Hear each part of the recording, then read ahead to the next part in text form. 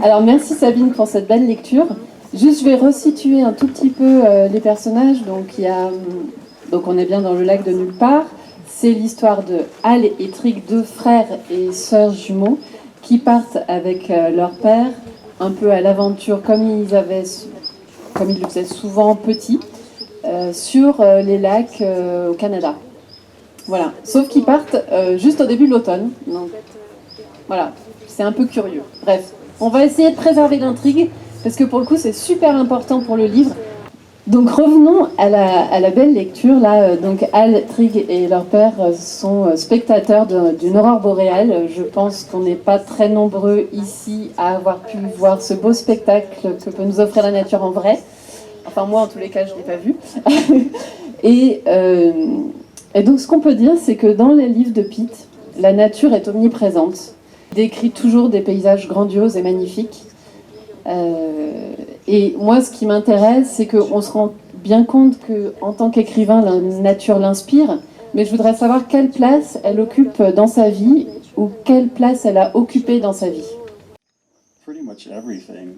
I live in Montana and we go out in the wilderness at every chance. We canoe and raft the rivers, hike all the time. The whole COVID experience, we were locked down, but we were allowed to go outside. So my wife and I spent the whole time going to new lakes that we'd never been to. We just explored, and I wrote. But it's hiking in the rivers, and my firstborn, he used to squawk. He sounded like a raven when he would get excited, just caw, caw. In the backpack, when I'd walk through the water and the light was bouncing off of it, he'd just lean way over, so I had to lean the other way and he'd kick. So just kicking my back over and over and caw, caw. So he's still like that.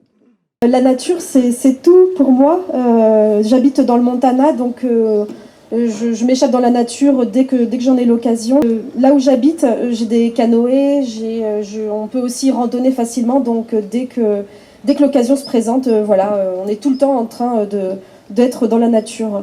Donc surtout quand il y a eu le Covid dernièrement, avec le confinement, j'étais avec ma femme confinés, mais on était tout le temps dehors et on trouvait tout le temps de nouveaux lacs à explorer. Et à côté de ça, j'ai deux fils que très tôt j'ai emmenés comme dans un sac à dos en porte-bébé.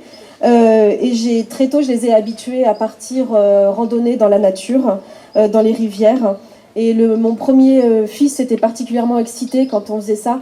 Il faisait ces espèces de bruits de corbeaux parce qu'il était hyper excité. Donc on marchait dans la rivière, vers les lacs aussi. Et lui, il était dans le sac à dos et puis il se penchait comme ça pour regarder en faisant ces bruits de corbeaux tellement il était excité.